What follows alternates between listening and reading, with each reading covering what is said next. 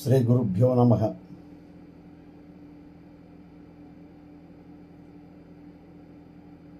ఓం ద్రాం దత్తాత్రేయాయ నమః.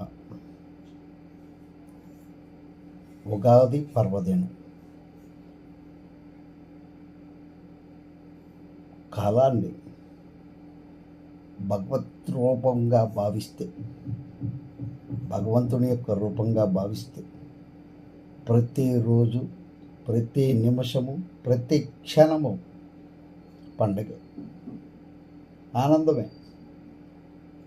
ఇట్టి పవిత్ర విశాల భావన లేకుండా ఆచరించే పండగలు శుద్ధ దండగలు అవుతాయి. పిండి వంటలు మొదలు పదార్థాలు తిని రజస్తమయ గుణాలు నింపుకోవడం తప్ప సాత్వికమైన ప్రవృత్తి లభించదు. అందువల్లనే మన పూర్వులు ప్రతి పండగకు ఒక అధిష్టాన దైవం, ఒక పూజ, ఒక నియమం, ఒక ఆహార విశేషాలు ఏర్పాటు చేయడం జరిగింది. మనం పవిత్ర భావంతో చేసే ప్రతి కార్యం ఇహపర ఆనందదాయకమే అవుతుంది. ఇహపర ఆనందదాయకమే అవుతుంది.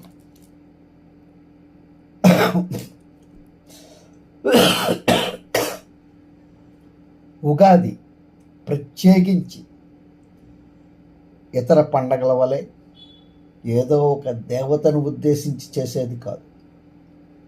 అనంతమైన కాలాన్ని మన సౌలభ్యం అనుగుణంగా సౌలభ్యం కోసం సంవత్సరాత్మకంగా లెక్కించి సంవత్సరాది నాడు కాలాన్ని మన ఇష్ట దైవ స్వరూపంగాను, సకల దేవతా స్వరూపంగాను భావించి సంవత్సర కాల భవిష్యత్తును ముందుగానే తెలుసుకుని ఆయా సమయాలలో ఆయా దైవ అనుగ్రహ ప్రాప్తికై చేయవలసిన సాధనలను సిద్ధపరచుకునే ఒక చక్కని శాస్త్రీయమైన ప్రణాళికకు పూర్వరంగం ఏర్పరచుకోవడం. అదే ఉగాది విశిష్టత. మనకి కాలగణనంలో ఒకప్పుడు మార్గశిరంతోనూ, ఒకప్పుడు వైశాఖంతోనూ, ఒకప్పుడు కార్తీకంతోనూ, ఒకప్పుడు ఆశ్వీజంతోనూ, ఇలాగా అనేక విధాలుగా సంవత్సరాల ప్రారంభమైన విశేషాలు మన వాయిద్యంలో కనిపిస్తూ ఉంటాయి. అట్లే అదేవిధంగా యుగ ప్రారంభ తిథి విషయంలోనూ కల్ప మన్వంతరాది భేదాలను బట్టి తేడాలు ఉన్నాయి. నక్షత్రాలను కూడా యుగాది నక్షత్రాలుగా పేర్కొన్నారు.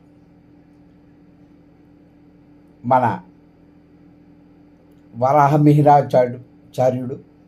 వరాహమిహిరుడు నిర్ణయాన్ని బట్టి మనం చాంద్రమాన రీత్యా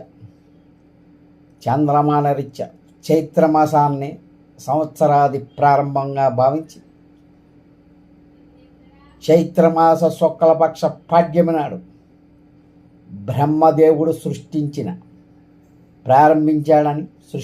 ప్రారంభించాడని అన్న విషయం శాస్త్రవాక్కును ప్రమాణంగా గైకొని దీన్నే మనం యుగాదిగా గణించి ఉగాది పండుగను మనం ఆచరిస్తున్నాం.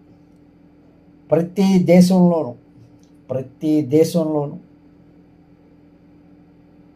దేశంలోని వారు, అలాగే ప్రతి రాష్ట్రంలోని వారు ఏదో ఒక కాలానుగుణంగా ఉగాది పండుగను తమ సంప్రదాయ ప్రకారం జరుపుకుంటూనే ఉన్నారు. ఆచరించే విధానాల్లో తేడా ఉన్నా ఆశయంలో, ఆనందంలో మాత్రం తేడా లేదు. మన తెలుగువారే కాక పక్కనున్న కర్ణాటక వాళ్ళు, ఈ పక్కన ఉన్న మహారాష్ట్ర వాళ్ళు కూడా చాంద్రమానాన్ని అనుసరించే మలయాళీ